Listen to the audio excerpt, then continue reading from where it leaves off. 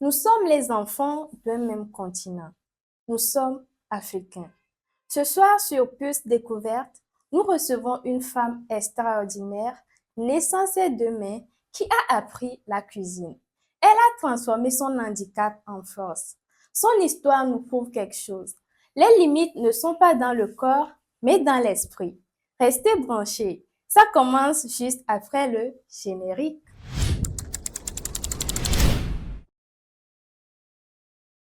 Madame, soyez les bienvenue sur notre plateau. Merci, mon tata. Euh, qui est cette belle demoiselle derrière les réseaux sociaux? Ok, tout d'abord, je me nomme Diane, mais le nom de mon TikTok, c'est Spécial Girl. C'est ça. D'accord. Est-ce que vous pouvez vous présenter un peu plus professionnel, votre nom de famille, ce que vous faites dans la vie et tout. Ok, je réponds au nom de mademoiselle Clova Diane. Je suis une cuisinière qui a eu son diplôme récemment et j'ai mon deuxième diplôme aussi en résine époxy. Ok, félicitations. Nous sommes dans une société où il y a trop de critiques. Comment vous avez fait pour vous en sortir de ces critiques, pour pouvoir continuer jusqu'à avoir votre diplôme en cuisine? Je peux dire que mon parcours n'a jamais été facile pour moi. J'ai toujours eu des obstacles au cours de mes parcours, des moqueries, des, des dénigrements, etc. Bah, juste ce que je me suis dit que celle qui m'a donné la vie, elle m'a toujours dit que quel qu'en soit ce que les gens disent sur toi, tu dois être une fille forte, une fille déterminée, une fille ambitieuse. Genre, elle m'a jamais traité comme je suis une handicap. Elle m'a traité comme tout le monde. Du coup, elle m'a dit que cet handicap, tu dois prendre ça pour faire une force, pour pouvoir te battre comme tout le monde. D'accord. Quel a été votre plus grand défi dans la cuisine?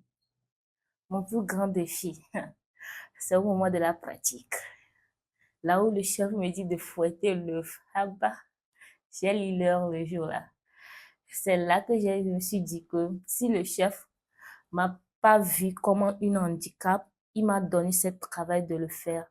Du coup, il a confiance en moi que je peux y arriver. Le jour où vous avez obtenu votre diplôme, qu'avez-vous ressenti? À la fois, c'est une joie pour moi et c'est une tristesse pour moi. Pourquoi je dis ça? Parce que celle qui devait être là, pour que je la présente, puisqu'elle voit ma réussite, parce que c'est battu pour moi, elle n'est pas là. Du coup, c'est pas une joie pour moi jusqu'à présent. C'est quelque chose qui me fait du mal de jour en jour. Parce que j'aimerais qu'elle soit là, qu'on en profite ensemble. Avez-vous pleuré de joie ce jour-là? Ouais, de joie et de tristesse plutôt. Désolée, à la fois. Aujourd'hui, êtes-vous fier, vraiment fier de votre chemin parcouru? Mm. Je suis tellement fière de moi. Parce que je ne savais pas que j'allais arriver là. Du coup, je suis tellement contente de moi. D'accord. Quel a été votre plus grand rêve dans le domaine de la cuisine? Mon plus grand rêve, tout d'abord, j'aimerais avoir mon propre restaurant un jour et pouvoir aider d'autres, les enfants de la rue, pour les dire que, quelle qu'en soit notre situation de vie, on peut travailler, on peut avoir nos diplômes, à les orienter dans mon entreprise, gens qui soient aussi, qui deviennent quelque chose demain. D'accord. Si vous vous levez aujourd'hui pour créer votre propre atelier, restaurant, qu'est-ce que ça va ressembler? Hmm. Là, c'est la vision, hein? La vision profonde. Pour le moment, dit que dans la vie, on commence petit à petit et on devient. D'accord. Si aujourd'hui votre défunte mère était assise devant vous, avec vous sur ce plateau, euh, qu'aimeriez-vous lui dire? Maman, je t'aime et merci pour la vie. Merci beaucoup pour ton encouragement, pour la détermination. Même si elle n'est pas là, je sais qu'elle est fière de moi.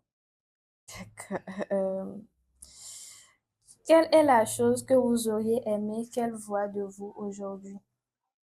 J'aimerais qu'elle me voie la fille qu'elle-même a voulu que je sois. Quand d'autres personnes me dénigraient que j'allais même pas vivre, j'allais rien devenir, mais elle a cru en elle Et elle m'a soutenue toute seule jusqu'à son décès, du coup.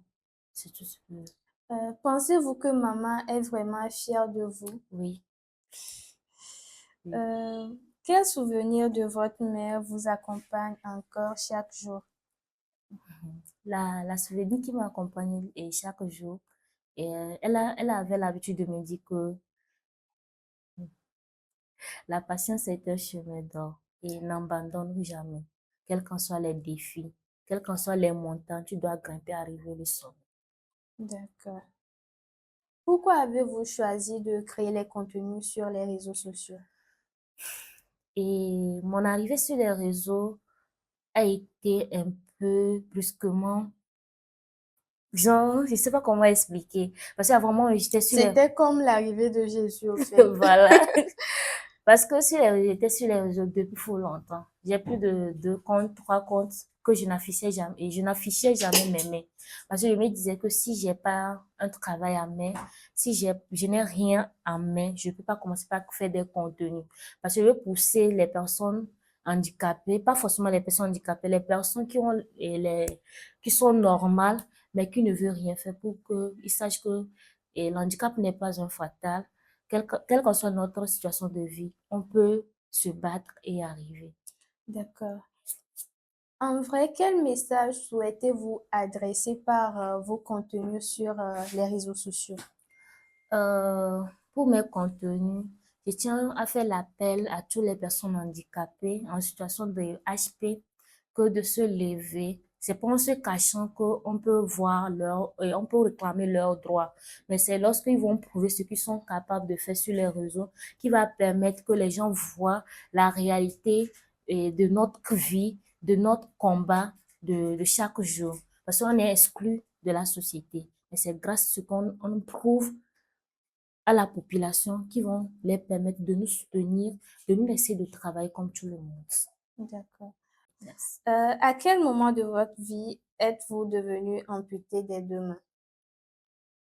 Je ne vais pas dire qu'il y avait un moment, ben, je suis née comme ça. Vous êtes né comme ça. Qu'est-ce qui s'est passé et vous êtes né comme ça?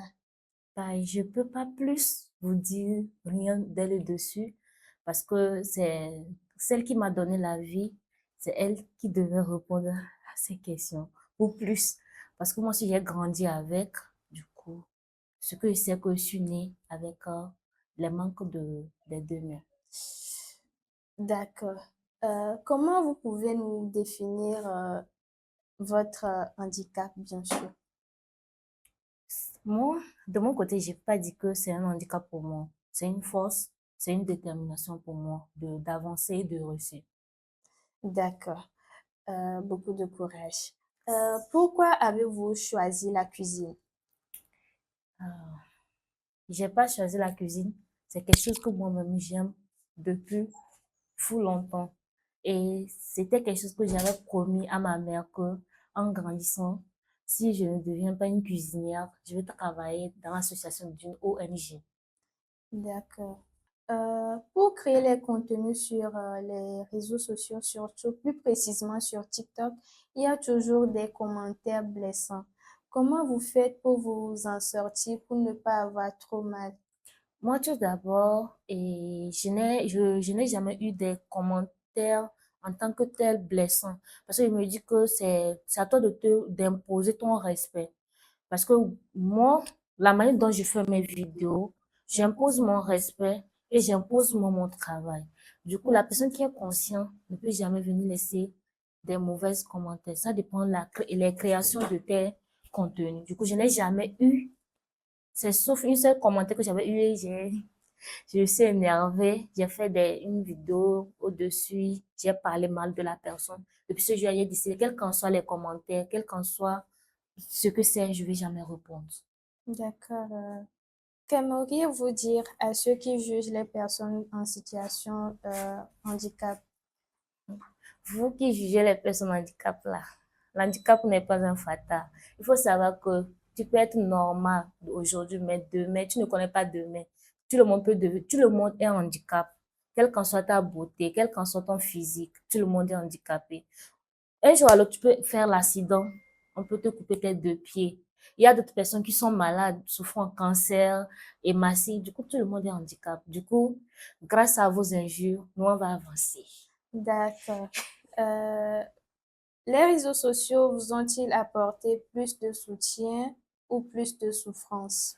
Les réseaux m'ont apporté plus de soutien parce que et grâce à leur encouragement et les commentaires sur mes vidéos, courage, ça va aller, c'est bon, je suis fière de toi. C'est quelque chose qui me donne encore plus de la motivation de continuer à faire ce que je fais parce que je me dis que il y a certains handicapés qui disent, tiens, si j'avais ton courage, je pourrais aussi faire des contenus comme toi.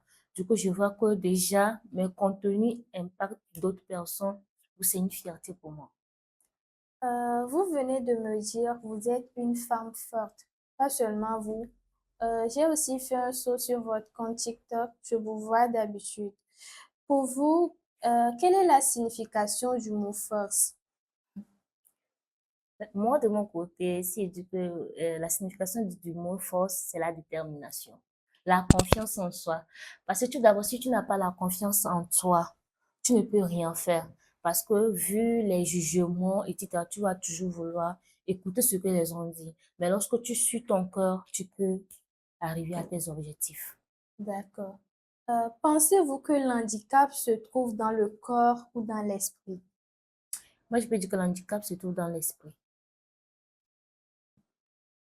D'accord. Qu'est-ce qui vous rend heureuse le plus aujourd'hui?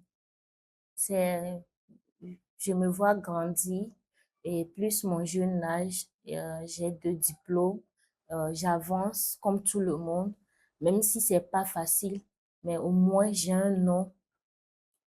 D'accord.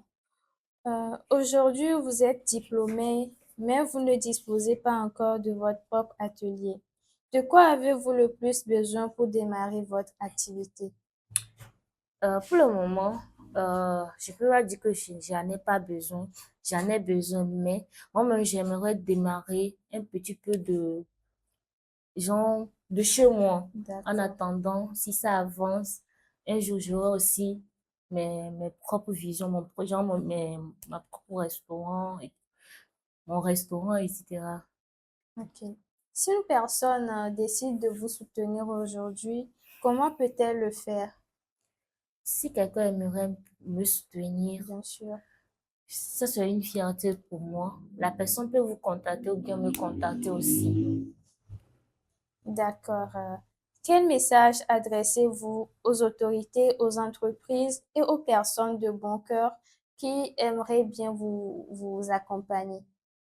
Bah, j'aimerais qu'on m'accompagne, mais je peux pas oublier les autres aussi. Si et les autorités et les grandes personnalités pouvaient nous aider, surtout les enfants de INC, pour les aider à faire des rééducations, des soins, parce que moi, mon handicap ne m'empêche pas de ne pas réaliser ce que je veux. Moi, je peux faire, et avec mon handicap, je peux faire certains trucs, mais il y a d'autres personnes qui se trouvent dans des situations plus graves que moi. Du D'accord. coup, si l'aide qu'ils peuvent m'apporter à moi, ils pouvaient apporter à mes petits frères, petites sœurs qui ont la chance aussi de vivre un jour comme moi, ça c'est une fierté pour moi. D'accord. Aujourd'hui, vous avez votre diplôme. À qui dédiez-vous ce diplôme?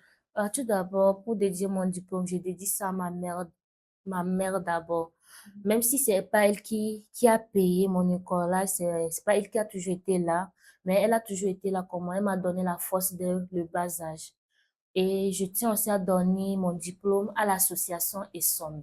Si les autorités, toutes personnes peuvent aller sur leur Instagram, sur TikTok pour soutenir cette association parce que cette association a toujours été là pour moi. Ils sont, ils sont ma force en fait. Quand j'étais sale, c'est eux qui m'ont rendu propre. Sans oublier mon père adoptif, Monsieur Yao, qui m'a adopté à l'église et avec ses enfants. Vraiment, merci beaucoup, papa, pour l'amour. D'accord. Et si vous deviez résumer votre vie en une seule phrase, quelle serait-elle?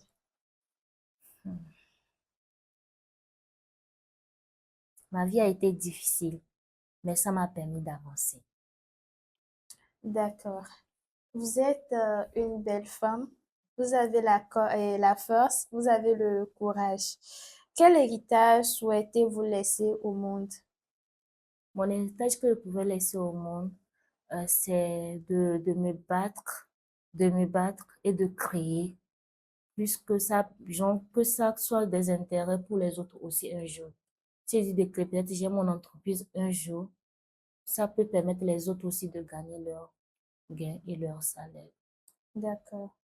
Pourquoi les gens ne doivent jamais abandonner, quelle que soit la situation? Pourquoi les gens ne doivent pas abandonner quelqu'un, quelle que soit leur situation? Mm. Dans la vie, si tu abandonnes, qui serait là pour toi? On est là pour se battre. On est là pour se fixer sur nos projets, sur nos objectifs. Du coup, on doit toujours avancer sans abandonner. Parce que la famille aussi attend mieux de nous. Le monde plutôt attend mieux de nous aussi. D'accord. Quelle est la différence entre cette petite fille que vous étiez et cette grande fille que vous êtes devenue aujourd'hui?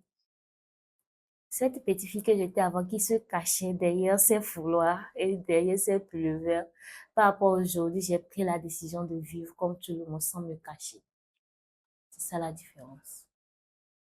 La force, le courage, l'amour, la passion. Nous sommes à la fin de notre émission et si vous avez un message, bien sûr, à adresser à la jeunesse togolaise, bien sûr, à votre sœur, à votre petit frère, à votre grande sœur, vous pouvez regarder la caméra et passer le message. Ok, je vous aime. Soyez toujours fort, forte, quelle qu'en soit la situation de la vie. On rencontre toujours les difficultés, mais on doit avancer. Et vraiment, je vous aime aussi. Ensemble, on peut le faire. Ensemble, relevons le défi. Ciao!